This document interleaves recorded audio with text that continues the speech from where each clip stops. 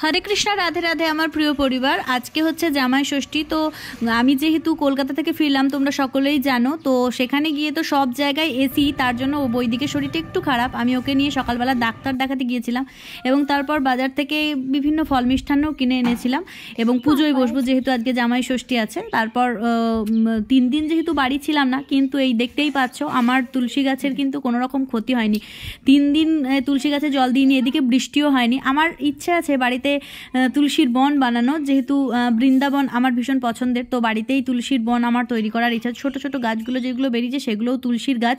তো আজকে যেহেতু জামাই ষষ্ঠী তাই আমি বাপের বাড়ি যাইনি ষষ্ঠী করতে, কারণ আমার বর বাড়িতে নেই। শুধুমাত্র একবার দেখা করে আসব। আর এই যে দেখতে পাচ্ছ এই আয়োজন, এই সমস্ত আয়োজন আমি আমার রাধা মাধবের জন্য করেছি। মানে আমি করেছি বলবো না, উনি আমাকে দিয়ে করিয়ে নিয়েছেন, কারণ আজকে যেহেতু একটা স্পেশাল দিন তাই ভাবলাম বর বাড়িতে নেই তো কি হয়েছে, রাধা মাধবের জন্য তো করা যেতেই পারে। তো এই পুজোর ভোগের থালায় যে সমস্ত কিছু দেখছো সেগুলো কিন্তু কোনো রান্না করা জিনিস নয়। আমি যেহেতু কলকাতা থেকে ফিরছিলাম তাই একটু শক্তিগড়ের ল্যাংচা, মিহিদানা আর সীতাভোগ, এই 3টে জিনিস আমি গতকালই রাধা মাধবের নাম করে নিয়ে এসেছিলাম। যে শহরের উপর দিয়ে যাচ্ছি তো এই শহরের বিখ্যাত মিষ্টি তো নিয়ে যেতেই হয়, তো সেই সমস্ত কিছু দিয়েই আজকে আমি আমার ভোগ সাজিয়েছি। আমি জানি আমার মাধব এই সমস্ত খেতে ভীষণই ভালোবাসেন আর নিজেরও ভীষণ করতে ইচ্ছে করে। আরও একটা কথা আমার এখন না বলে নয়, সেটা হচ্ছে আমি 3 দিন বাড়ি ছিলাম না। তোমরা হয়তো বিশ্বাস করবে না, আমার নিজের এত কষ্ট হয়েছে রাধা মাধবকে ছেড়ে থাকতে। তারপর আমি ভেবেইছিলাম যেদিন আমি ফিরবো তার পরের দিন তো পুজোয় বসতে পারবো, তো সেদিন মনের মতন করে পুজো করে নেবো। তো আজকে এই যে দেখতেই পাচ্ছ সুন্দর করে ছেলে মেয়ে দুটোকে স্নান করিয়ে নিয়ে পোশাক আশাক পরিবর্তন করে দেওয়ার ইচ্ছে হয়েছে। তো এমনিতেও প্রায় দিনই আমি স্নান করাই, সুন্দর করে অভিষেক করাই, আজকেও তাই করাচ্ছি। তবে আজকে 2 দিন পর মাধবের এইরকম সেবা করতে নিজেরও খুব ভালো লাগছে, একটা মনের আলাদা শান্তি আসে। আর আমি 2 দিন ভীষণ রকমভাবে মিস করেছি।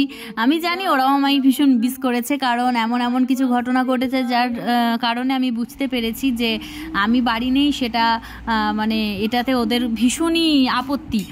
তো আমি একদম মানে কোলের ছেলের মতনই ভালোবাসি, সেই কারণের জন্য আমি বেশি কিছু বলি না বা বেশি কিছু করি না। আমি অ্যাকচুয়ালি অনেকেই মনে করেন ভগবানকে হয়তো ভয় পেতে হবে, কিন্তু আমি মনে করি যে ভালোবাসা দিয়ে যেটা জয় করা যায় সেটা ভয় দিয়ে কখনোই জয় করা সম্ভব না। তো সেই কারণের জন্য আমি নিজে ভীষণ ভালোবাসি।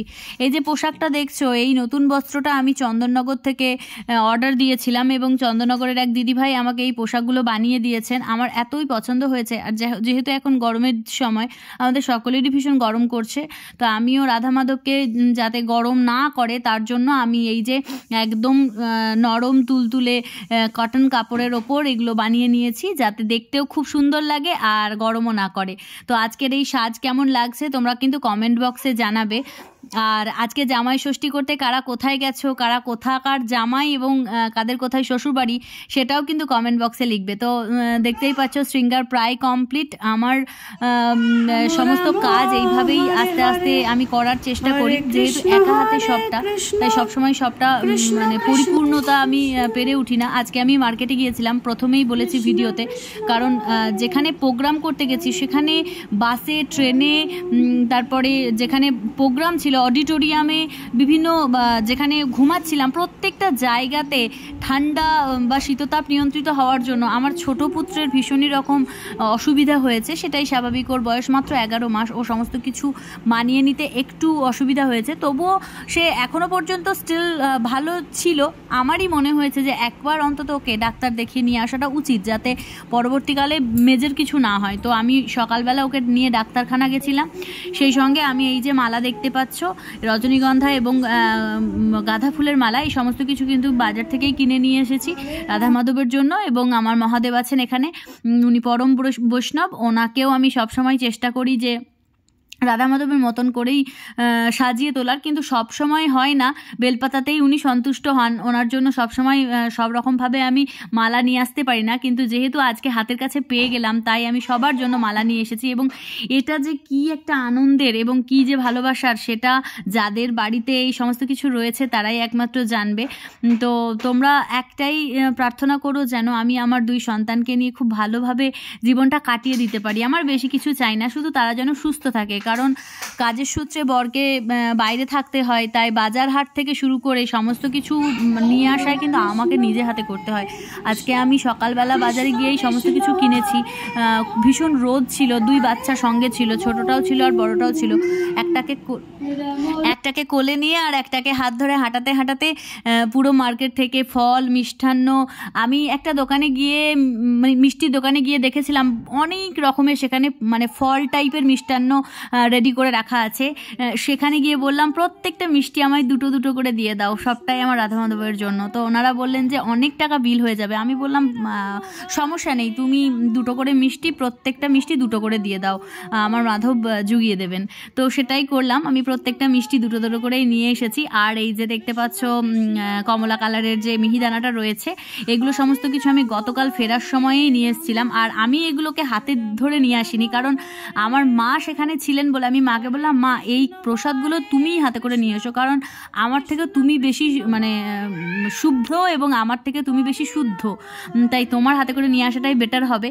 তো এই যে আমি ওনাদেরকে দিয়েছি এবং জিনিসগুলো পাওয়ার পরে বাচ্চা দুটোর মুখের হাসি তোমরা মানে বোঝাতে পারবো না, এত খুশি।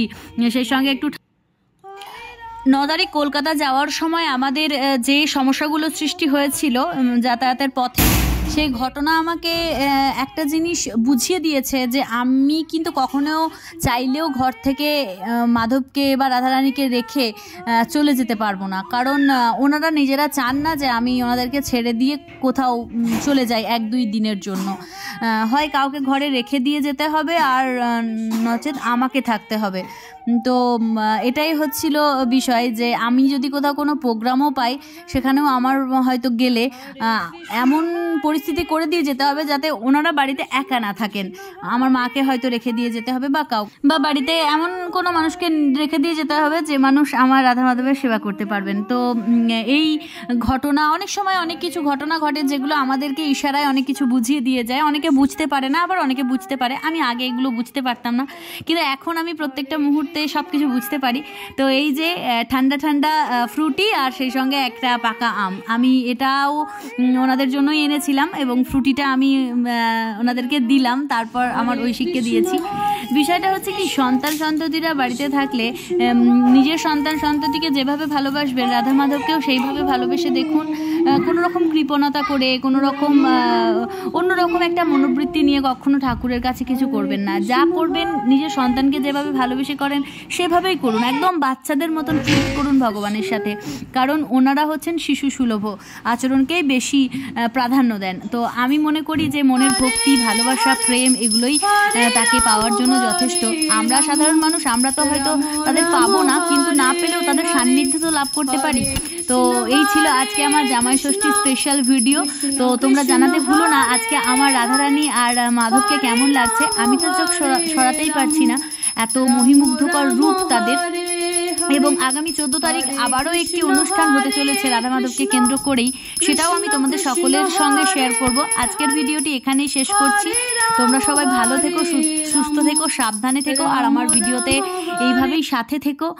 তোমাদের শুভকামনা, ভালোবাসাগুলো আমার জীবনে অত্যন্ত দরকার। এই যে আমি আমার সন্তানদের ষষ্ঠীর ফোঁটা দিয়ে দিচ্ছি। আজকে যেহেতু আমি 2 সন্তানের মা, সেহেতু আমায় অন্ন খেতে নেই। তো আজকের দিনটা এইভাবেই কাটলো। আর সবশেষে আরও একটা বিষয় বলি, এই যে পাপিয়া বলে যে মেয়েটিকে তোমরা দেখছো, এই পাপিয়া আমায় এবং আমার রাধা মাধবকে ভীষণই ভালোবাসে। তো পাপিয়া আমায় বলেছিল আগের দিন যে আমি যেন আজকের পুজোয় তার নামে একটু রাধা মাধবের কাছে প্রার্থনা করি। তো পাপিয়া, আমি তোমার নামে রাধা মাধবের কাছে অনেক করে প্রার্থনা করে দিয়েছি এবং ভগবানকে বলছি যে তুমি যেন তোমার সমস্ত স্বপ্ন এবং আশা পূরণ করতে পারো, আর যা সমস্যা আছে সমস্ত সমাধান যেন খুব তাড়াতাড়ি হয়ে যায়।